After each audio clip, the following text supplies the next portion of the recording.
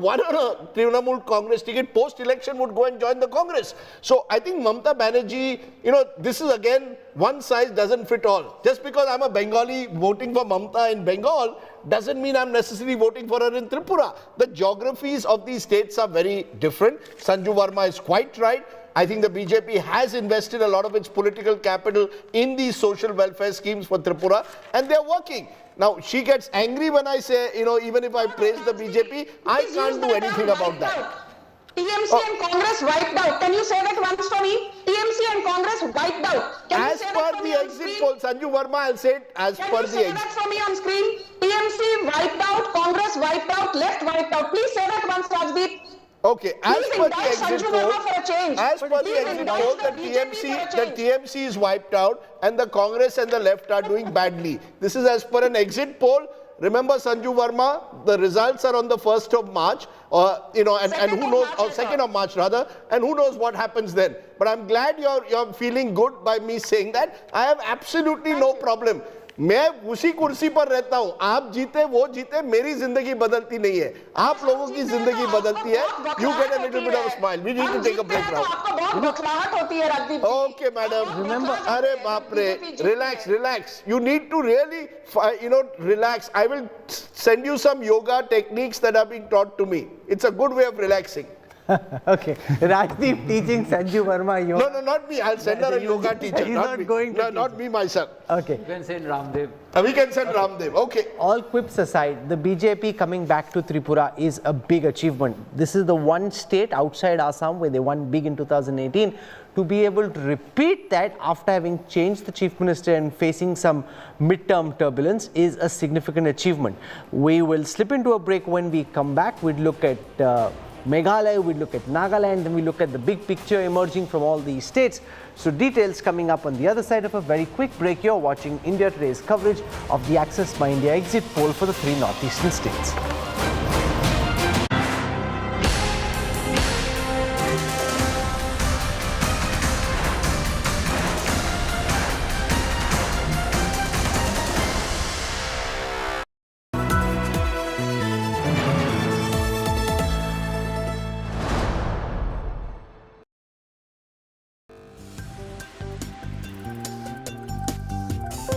जैसे सबसे तेज आपकी टैगलाइन है, तो इसी तरह से सबसे तेज हमारी सरकार की लाइफलाइन है. Leader must have a vision. We will continue to work with the developing and the developed world for win-win solutions. Nature had of course willed the survival of the fittest. हम आतंकवाद के खिलाफ zero tolerance की policy को अपनाए हुए हैं. 1 साल के अंदर राहुल कन्वर की कार जो होगी वो इलेक्ट्रिक की होगी. There is a confrontation of competing visions.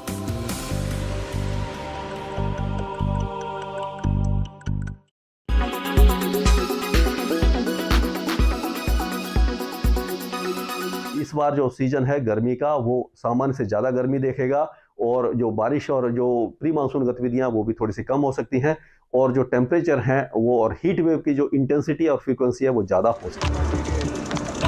A weather expert confirming what the Aam Aadmi has known for the past week. The summers are here, well before time.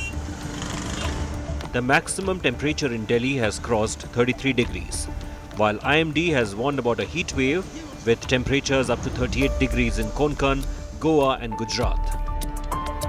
But it's the heat wave hitting Punjab and Haryana which is worrying policymakers the most. Temperatures are touching 30 degrees, nearly 5 notches above the normal. The dry weather conditions and rising temperatures have badly hit the winter crops like leafy vegetables, peas and onions in Punjab. There are apprehensions that the terminal heat this winter season may result in shriveled grains, which means a drop in the yield. A Business Today TV team met farmers in Punjab who feared their wheat output may also be hit. Daljit Singh of Azizpur village increased the sowing area of his wheat crop this year, hoping to recover some of the losses he incurred last year. but the sudden rise in temperatures has left him worried. गर्मी की वजह से ना छोटा रह सकता है दाना जी हाँ जी फिर ठंड पैंदी जी तो झाड़ बढ़िया निकला जी. Another farmer, Gurbachan Singh, who grows other crops like onions, peas, cauliflower and mustard, is also worried. ज़्यादा सर्दी पैंदी है फिर तो कि कणक में भी झाड़ ज़्यादा होता है तेलिया नहीं लगता कि होर बीमारी कई बीमारियां आ जांदियां कीड़ा शुरू हो जाता जिस तरह ये मटर सुकना शुरू हो गया एकदम गर्मी आए जिस ठंड होती तो मटर होर भी लगता तो इस करके कई इस तरह की सब्जियां जी या गोभी सरों इनू तेलिया ज़्यादा पै रहा जी स्प्रेहां कर रहे हैं पर फर्क नहीं. The Agriculture Ministry had forecast a wheat harvest of 112 million tons this year, a rise of 4% over last year. The Met Department has, however, hinted that the rising temperatures can result in a dropped wheat yield. According to reports, the Food Corporation of India may be forced to advance wheat procurement by a week. There are various ways the wheat crop can be hit this year. Not only can the premature rise in temperatures lower the wheat yield, it may also result in early maturity of the crop. Experts say some areas may see wheat production dip by 10 to 15%. The worst hit will be late sown varieties. Abhishek, you are launching these prestige brands, but there are lots of smaller companies which are coming out with interesting products. Particularly, I mean, if you go to Goa, there are these craft gins which are coming up. They are not huge in size. And we saw that Greater Than Gin was quite a success before Diageo bought a stake in that company. Have you considered the option of picking up some of these smaller brands, or does it make more sense for you to build rather than buy? Radico.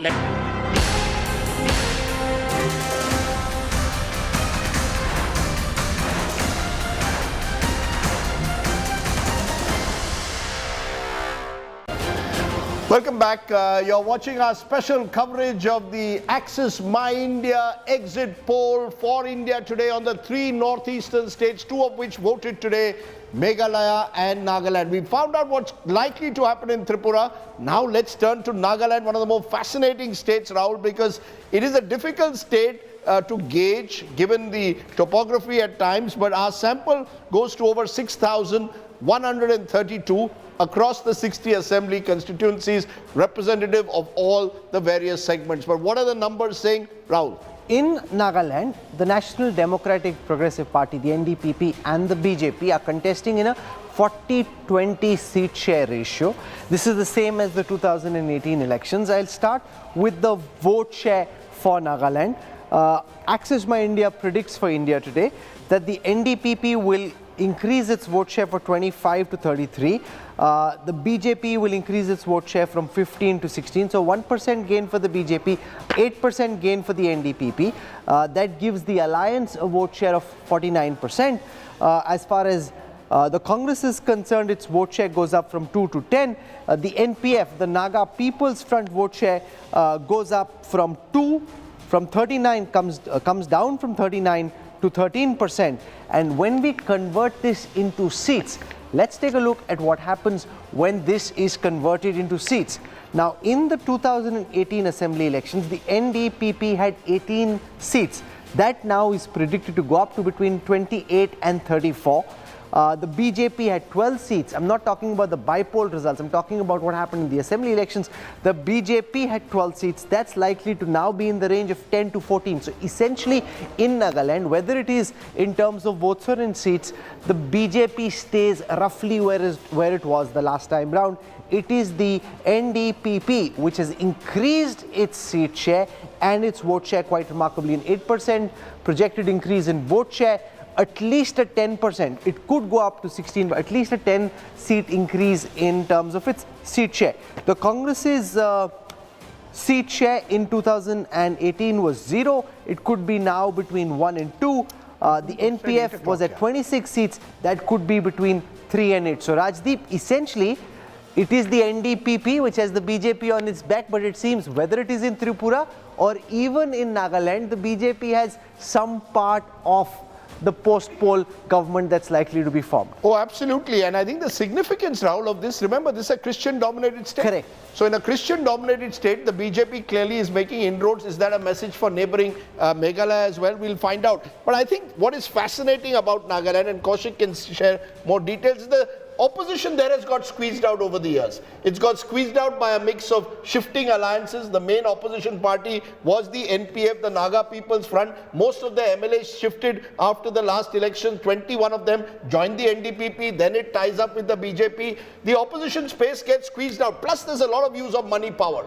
You know, the money power that you need once you have the sort of benevolence of the center enables you to have a huge advantage in Nagaland. There have been already even today allegations of proxy voting, of irregularities, of even, you know, the kind of things that you used to hear in other parts of the country, like booth capturing. But clearly, more than that, it's just the opposition space is completely vacated and the entire space occupied by NDPP along with the BJP. You agree with that, Kaushik? Nagaland now is clearly, whoever ties up with the BJP takes over the state. The most interesting part is the decline of the Congress. Yes. Nagaland is, as you mentioned, it's a Christian state, 71%, or I may be wrong about the figure. And still, BJP no more, is 75%. 75%, and BJP is gaining ground over there. And Congress is almost zero. It's unlikely to win any seats, though we are giving 1 or 2 seats. You are talking about NDPP. NDPP is actually NPF. It was earlier NPF led by the same CM Rio. Rio rebelled against NPF, created NDPP, and then later when he came to power, he gobbled up the NDPP. So NDPP's vote share is actually not going up. It's actually NPF, almost all around 21 MLAs had joined NDPP. So it's the NPF cluster vote share. But the Congress, where is it now? It used to be the opposition when Rio was the CM earlier. He was a Congress NPF. CM for a while. Yeah, so he was. Then he rebelled, and slowly the Congress saw a decline. And in a state where the BJP, it's not an organic state for BJP, which is seen as a Hindutva party. So it's very interesting how with hard work and the RSS, because RSS is very active in Nagaland, the BJP has made inroads into a state like Nagaland. Let's bring in Sujata Paul, spokesperson Congress, who's been in Nagaland for the last month. Sujata, it appears at the moment that the Congress is getting squeezed out again. You got squeezed out in Tripura, where you were the major opposition for years, and you're getting squeezed out in Nagaland as well, where the BJP is making gains. That's why I said these elections are important from a national picture. That wherever it's BJP, Congress, the BJP, either with a regional party or on their own, are making gains. The fact is that in Nagaland, democracy has been murdered big time today. And not just today, if you look at the pre-poll violence which was happening, it was signifying something. And the Gaoburas or the village councils about whom the Prime Minister spoke on the 24th of February when he came to Dimapur, those people are supposed to have met the Prime Minister. And today, it is the village councils which are not allowing people to vote. And I have letters with me. If you look at a letter from Kushiabil village council in Dimapur 3 constituency, we find that the NDPP official in that council is the chairperson. And he has said that only one person from one family is going to vote. Is this democracy? Can I complete? Please complete.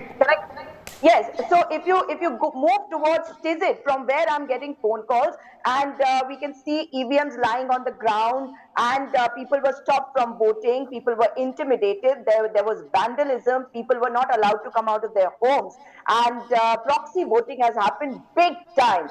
In another one, Aulandal, where our candidate is so strong that the BJP and the NDPP, what they're trying to do is not just suppress democracy, but they're also trying to make them surrender after campaigning is over. Is that possible in any part of the country? No, but that is something, ma'am, you know, we go by the numbers. That's for you to battle it out with the election commission. There's an election commission presumably in this country. So you can't hold that alone responsible, because the margin is huge. That can be one factor. No. It cannot explain the slide of your party. No, not at all. Rajdeep, this is what I'm trying to tell you. That people stand with the Congress even today. Even if you go into a village, people will say that we want to vote for the Congress party. But if democracy is going to be murdered in this way and election commission is not going to take action, Obviously, this is not a free and fair election.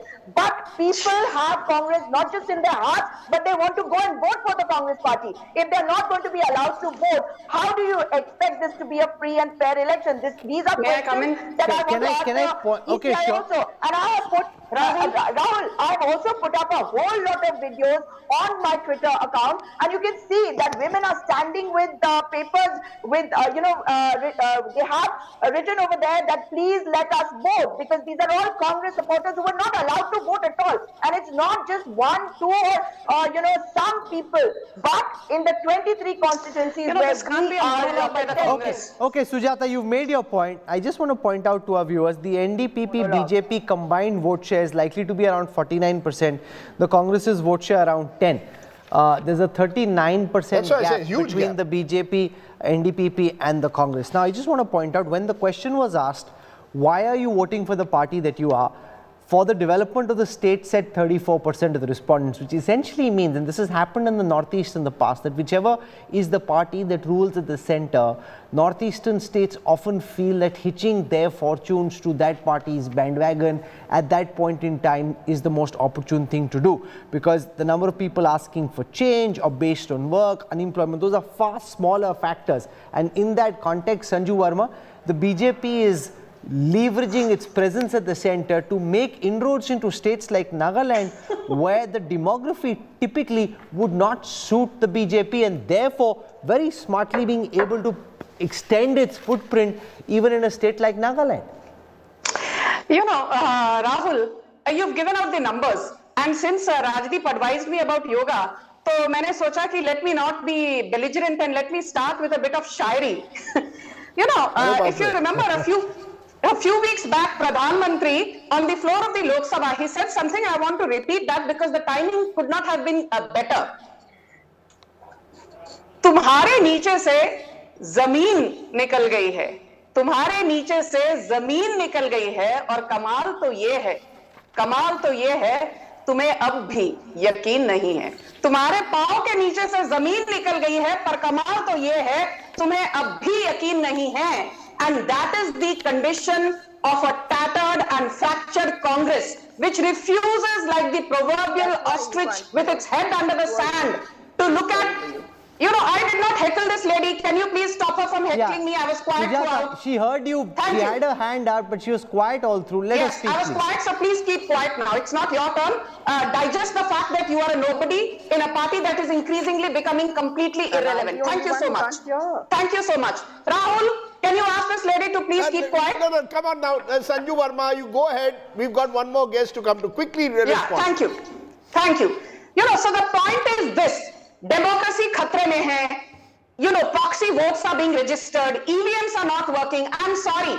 This is a broken record, and the electorate is not willing to digest this bunch of regressive lies anymore. I want to just ask one very important thing. Why is it that the fact that the vote share and seat share as per your exit poll of the NPF has come down drastically? They won about 26 seats last time, and you're not giving them more than 3 to 8 seats. But look at the fact that the NPF decline has not been capitalized by the Congress, which traditionally should have been the case. The decline in NPF seat share and vote share has been capitalized by Rio's NDPP or the BJP, which has managed to hold on to its seats. It will get 10 to 14, it got 12 last time. But look at the phenomenal rise in the NDPP's seats. I mean, from 18 seats, you're giving them 28 to 34. I mean, if they go at the upper end of what you're projecting, it's almost a doubling of what they got in 2018. And that is because, again, of the Labharti model. And one very important point which you need to know is that prior to the elections in Nagaland, Amit Shah personally went and met the key people, the key stakeholders of the Eastern Naga People's Organization, who had threatened a boycott and said we will not allow peaceful polling. But the fact that the ENPO, the Eastern Naga People's Organization, has stood in solidarity with the BJP and the NDPP is a major factor. Okay, you made your point. Actually, one of the reasons, ma'am, just a minute now. Producer, director, you've got to, okay, the fact is, the major reason is one of those social welfare schemes, free ration, relatively poorer part of the country, 62%. No, and a lot of these are very benefited small from it. constituencies where individuals matter. Sure. Out of the 25 NPF candidates, 21 went and joined the NDPP. Look, there is an element, Rahul, in these small states of transactional politics where money does play a role. Let's not minimize that. But I think the gap clearly shows that the BJP has worked at it, worked with the regional party in a state which is Christian dominated, I reiterate, and that's a big change. Afrida, you've been traveling through Nagaland. Does this conform with what you saw, that the NDPP is a dominant force now along with the BJP? Yes, NDPP is a dominant force in Nagaland because, see, NDPP is nothing but a NPF. And Meghalaya, well, he was a former CM. When he got splitted, then Rio has formed the alliance with the BJP government in 2018 election, and then he formed NDPP. Yes, NDPP is a dominant. One more factor is there because, see, Nagaland is a state where it is run by the parallel government. You can see there are lots of groups like the NSCN and the NNPGs, then ENPO of Eastern Nagaland. The Rio have a very good dominance in all over this whole groups who are asking for the separate flag, then Naga peace talk, and also the separate state for the Eastern Nagaland. So Rio has a control over all of them, and that's why BJP was not in a position to compromise with this 30, where this pattern, the deputy CM of Nagaland was demanding the 30 seats for the BJP. But BJP was not in a position to take that risk because they are well aware of that. The Rio and the Jelia, both of the factors in Nagaland who have a dominance over these militant groups as well as this ENPO. We're going to slip into a quick break. When we come back, we'll shift our attention to Meghalaya, which to my mind, just purely from a data and encephalogical perspective, seems to be the most exciting election of the three, because there is a twist in the tail and there is uncertainty about what may happen on the 2nd of March. So the India Today, Access My India results for the state of Meghalaya come up on the other side of a quick break. India's top pollster Pradeep Gupta also joins us in the studio for his analysis of Meghalaya and the overall picture. Details coming up on the other side of a quick break. We'll be back in a moment. Meghalaya is up next.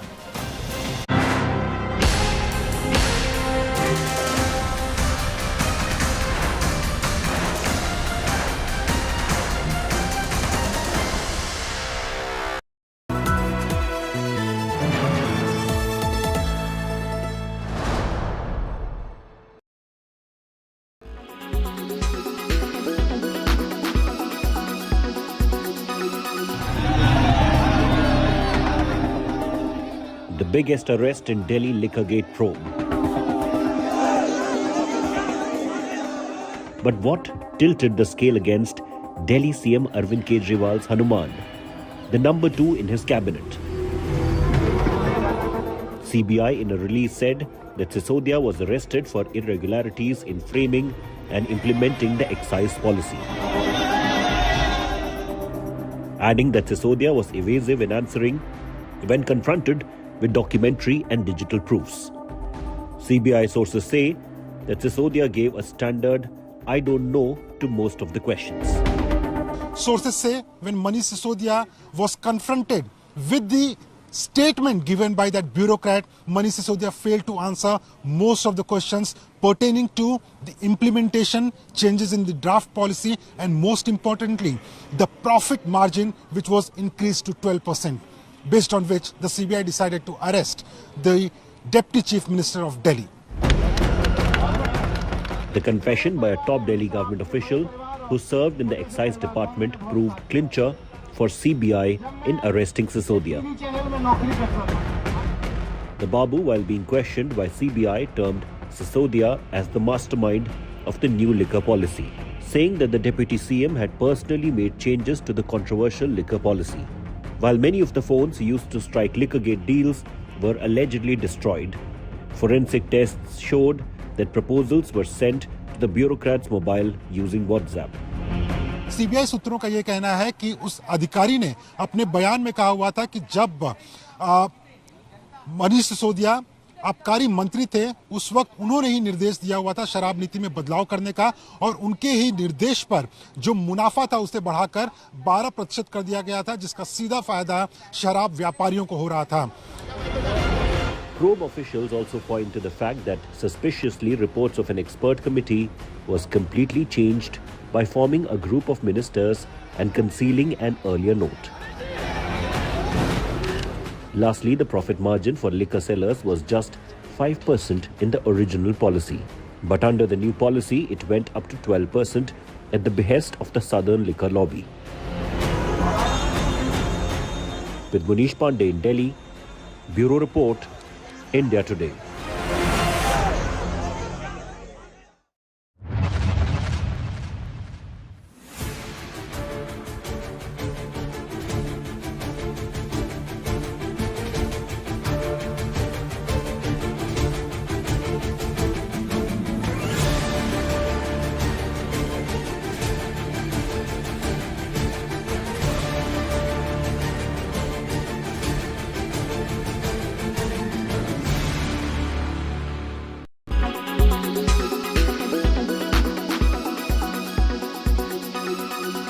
Make your media plan smarter with India Today Live TV on your connected devices. Amplify your brand with 100 million smart internet viewers. To advertise, mail us at sales@aajtak.com.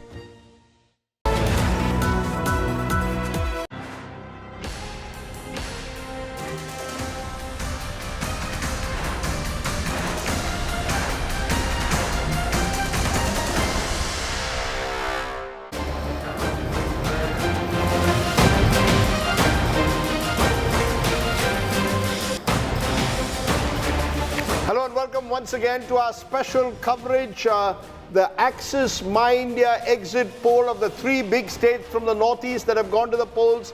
Rahul and I are coming with the numbers, the first big numbers of 2023, and possibly, Rahul, I don't think when last has the northeast been covered so extensively in an exit poll. So that we did it the last time as well. But not so. I think the tyranny of distance is slowly but surely being overcome. We are trying to shatter your notion of tyranny of distance. It still exists. We need to do more, but these are the headlines. The India Today Axis My India exit poll projects a big BJP win in Tripura. NDPP BJP alliance set to form a government in Nagaland. Numbers of Meghalaya coming up. CBI gets 5-day custody of Manish Sisodia in the Delhi liquor scam. Our protest calls it an emergency-like situation in India. Prime Minister Yediyurappa Bonhomi in Shivamogga sets speculation. Is this a clear message that Yediyurappa still remains the BJP's tallest figure in poll-bound Karnataka? One of the accused in the Umesh Pal murder case is killed in an encounter in Prayagraj by the UP police. This days after Yogi Adityanath's Mitti Mein Mila Denge warning.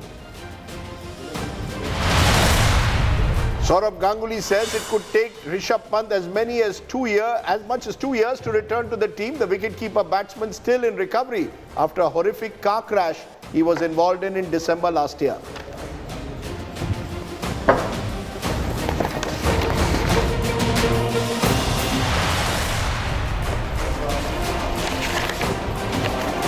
Okay, we've given you the numbers of Tripura, where we are predicting that the BJP is heading for a clear victory.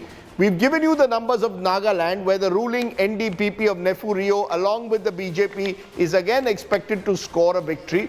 The most complicated and difficult state in a way is the next one, a beautiful state of Meghalaya, because the politics of Meghalaya is not as beautiful as the natural beauty. And often, post-poll alliances mean there are no permanent friends or enemies in the politics of the state. As per our survey, we've gone to 59 out of 60 assembly constituencies in the Axis My India poll, a sample size of 6,037. Rahul.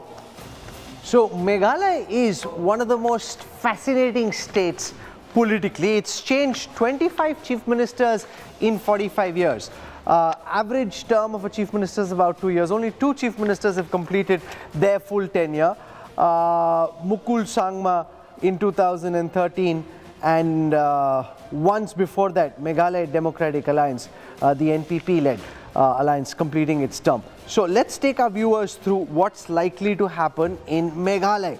I'll start with the vote share percentages, where the NPP, which contested 57 seats, is likely to pick up about 29% of the vote share. In 2018, they had 21% of the vote share. The Congress's vote share is likely to crash from 29 to 19, so a 10% decline in Congress's vote share. It used to be 35% in 2013, so a secular decline for the Congress's vote share.